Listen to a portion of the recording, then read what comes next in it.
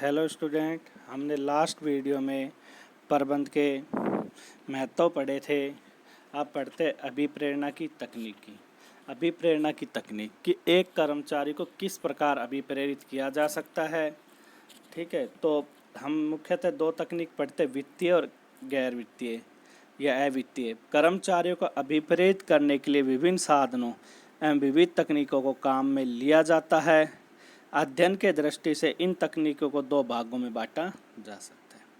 ठीक है, कर्मचारी को अभिप्रेरित करने, किसी को जैसे अब जम्मू कश्मीर में आर्मी वाले जो जाते, पहले जम्मू कश्मीर में लोग जाने से डरते, अब क्यों जाते? क्योंकि उनको अलग से भत्ता दिया जाता है, अलाउंसेस दिया जाता है।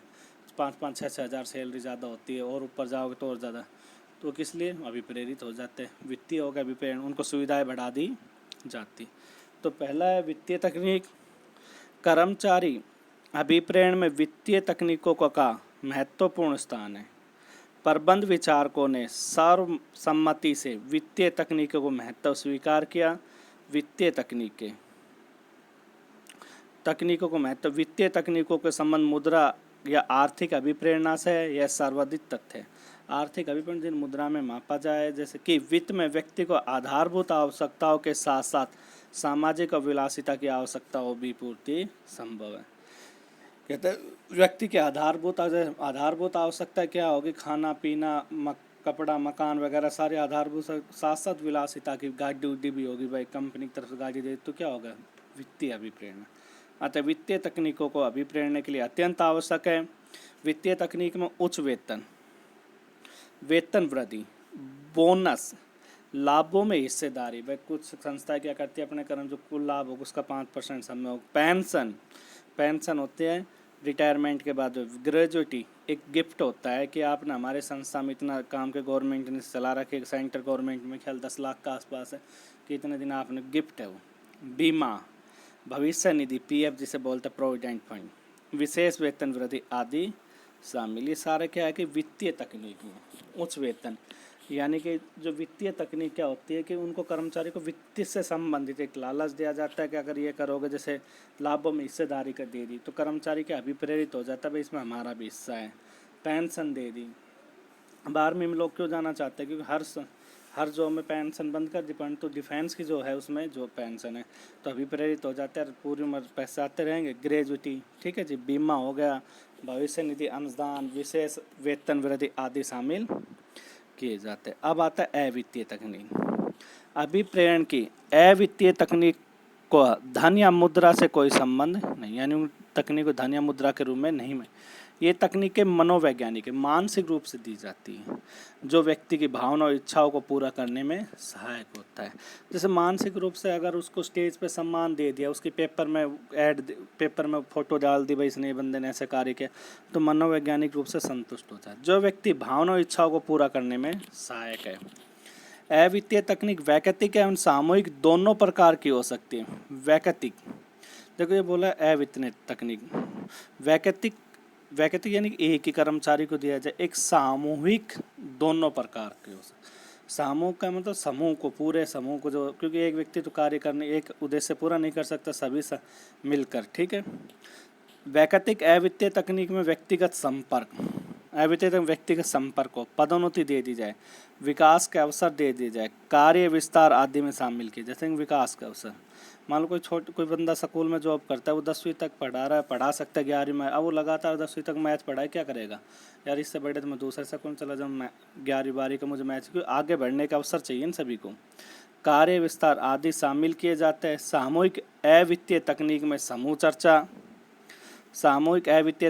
समूह चर्चा, सहभागिता, सम्मेलन और सभाएं, सामूहिक प्रशिक्षण आदि सम्मिलित किए जाते हैं। कुछ प्रमुख अवित्तीय तकनीकों का सविस्तार वर्णन किया गया है। पहला है पद एवं सेवा सुरक्षा। देखो पद एवं, अगर किसी कर्म, इसका पॉजिटिव नेगेटिव दोनों थिंकिंग है। अब देखो, जैसे हम बात करते हैं गवर्नमेंट में, कहते हैं कि गवर्नमेंट एम्प्लॉय काम नहीं करते, क्यों? उन्हें पद की सुरक्षा की, उनको पता जॉब तो जानी नहीं, हो गया ना। एक दूसरा पॉजिटिव थिंकिंग ये भी ले सकता है कि बंदे को ये कह दिया जाए, भाई तेरी काम करे जा, तेरी जॉब की कोई दिक्कत है, परमानेंट है, तो क्या ज़्यादा तो क्या हो जाए, खुश हो जाता और कार्य करने लगते हैं। जैसे कर्मचारी को निरंतर स्थायी रूप से कार्य उपलब्ध करवाकर उन्हें सेवा सुरक्षा प्रदान की जाती है। ठीक है भाई, सेवा सुरक्षा प्रदान की जाती है। सेवा सुरक्षा प्रदान करने के लिए, सेवा सुरक्षा प्रदान करने से कर्मचारी छटनी, सेवा मुक्ति आदि के जोखिम से मुक्त हो जाता है। उसे अभिप्रेरित किया जाना सरल हो जाता है, क्योंकि अब उसे अपने जॉब की चिंता नहीं होती, सेवा सुरक्षा की, अब वो सुरक्षित है, अब उसे आसानी से अभिप्रेरित किया। इस प्रकार कर्मचारी उच्च पदों को प्राप्त करना चाहता है तथा वर्तमान पद को बनाए रखना चाहता है, यह सुविधा प्रदान करने के भी अभिप्रेरण किया जा सकता है। कहते कर्मचारी को निरंतर स्थायी रूप से कार्य उपलब्ध कर, यानी कि उनको सेवा सुरक्षा दे दी भाई, आपको जॉब से नहीं निकाला जाएगा, आपकी छटनी नहीं की जाएगी, सेवा मुक्त नहीं किया जाएगा। तो उससे क्या होता है, कर्मचारी अभिप्रेत, अगर मान लो किसी कर्मचारी को ये पता है 2 महीने बाद तेरे को निकाला जाएगा, 2 महीने के टाइम, तो बंदा काम क्यों करेगा, वो अन्य जगह अपनी जॉब ढूंढेगा। तो क्या हो जाएगा, अब कार्य उद्देश्य को कार्य पूरा नहीं किया जाएगा, उद्देश्य को पूरा नहीं कर पाएगा। ठीक है, तो इसलिए क्या कहते हैं, कर्मचारी उच्च पदों को प्राप्त करना चाहता है तथा प्राप्त वर्तमान पद को बनाए रखना चाहते हैं, यह सुविधा प्रदान करके भी अभिप्रेरण किया जा सकता है। अगला पॉइंट है प्रशंसा एवं सम्मान। कर्मचारियों द्वारा अपने उत्तरदायित्वों को सफलतापूर्वक निश्चित समय में पूर्ण करने पर भी, कहता है कर्मचारियों द्वारा अपने उत्तरदायित्व को सफलतापूर्वक निश्चित समय में पूर्ण करने पर भी उनकी सार्वजनिक रूप से प्रशंसा की जानी चाहिए, उपयुक्त अवसरों का उनका सम्मान किया जाना चाहिए। कर्मचारियों की प्रशंसा सम्मान करने से उनके आत्मसम्मान, आत्मविश्वास एवं मनोबल में बढ़ोतरी होती है। कर्मचारियों को शाबाश, धन्यवाद, पदोन्नति तथा प्रमाण पत्र आदि देकर भी प्रशंसा सम्मान व्यक्त किया जा सकता है। कहता है कि सार्वजनिक रूप से प्रशंसा की जानी चाहिए, उपयुक्त अवसरों पर उनका सम्मान किया जाना चाहिए, जो अवसर है तो उनका सम्मान किया जाना है।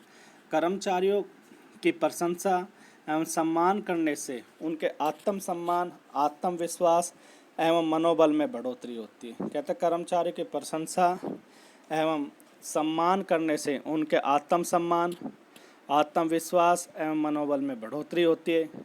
कर्मचारियों को शाबाश, धन्यवाद, पदोन्नति तथा प्रमाण पत्र आदि देकर प्रशंसा एवं सम्मान से व्यक्त किया जाता है। भाई उनको प्रशंसा पत्र दे दिया, सर्टिफिकेट दे दिया, शाबाश दे दी, ठीक है, धन्यवाद दे दिया, पदोन्नति, एक अपना बॉस ही अगर कहते धन्यवाद, प्रशंसा कर दे, तो उनके अंदर क्या होता है, आत्मसम्मान, आत्मविश्वास बढ़ जाता है और कार्य करने के लिए प्रेरित करते हैं। जैसे राम जी, हनुमान जी को कोई भी कहते तुम ये जो कर सकते हो, तो उसके अंदर क्या हो जाता है, अभिप्रेरित, भाई मैं ये काम आसानी से कर सकता हूँ, तो अभिप्रेरित हो जाता है। प्रबंध में सहभागिता। कर्मचारियों को संस्था के महत्वपूर्ण कार्यों के लक्ष्यों, व्यूहरचनाओं, ये सारे उद्देश्य बराबर, व्यूहरचना रणनीति तैयार करना पड़ा था, प्रतियोगियों को ध्यान, नीति निर्धारण की नीति क्या होती है, हमें मार्ग प्रदर्शन पर एक मार्ग प्रस्तुत करती है। निर्णयों में भागीदारी देकर अभिप्रेरित किया जा सकता है। सहभागिता से कर्मचारी अधिक उत्तरदायित्व सृजनशील हो जाता है। जब उनको सहभागिता दे, तो जब उनको उत्तरदायित्व सौंपा जाता है तो आसानी से वो अपनी जवाबदेही भी दे सकते हैं, तो उनके मनोबल में वृद्धि होती है कि संस्था ने हमारे ऊपर विश्वास किया, हम कुछ कार्य करें, तथा संस्था के प्रति भी अपनत्व की भावना बढ़ जाती है।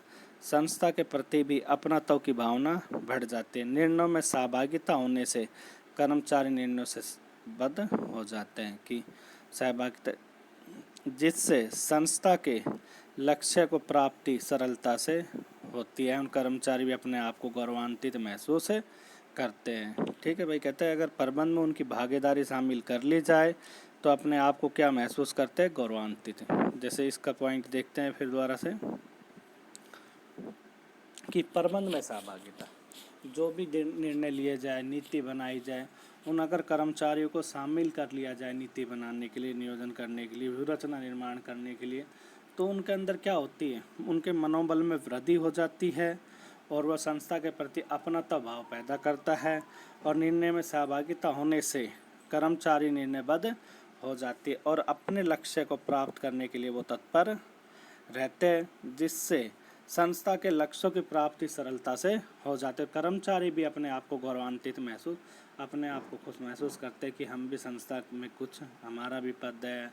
उनमें आत्मविश्वास की भावना जागृत होती है और संस्था के प्रति वो वफादार बन जाते हैं। देखो नॉर्मली आपको, अगर सीधी सी बात है, हम सामाजिक जीवन उदाहरण ले, घर में कोई भी कार्य करे, जब आपसे निर्णय लिया जाए, आपको कोई निर्णय लेने में शामिल कर लिया जाए, तो आपके मनोबल में वृद्धि नहीं होती है ना, कि आपको भी आपके पेरेंट्स किसी भी निर्णय में शामिल कर, उसी प्रकार कर्मचारियों को भी किसी भी निर्णय में शामिल कर लिया जाता है तो उनके मनोबल में वृद्धि होती है।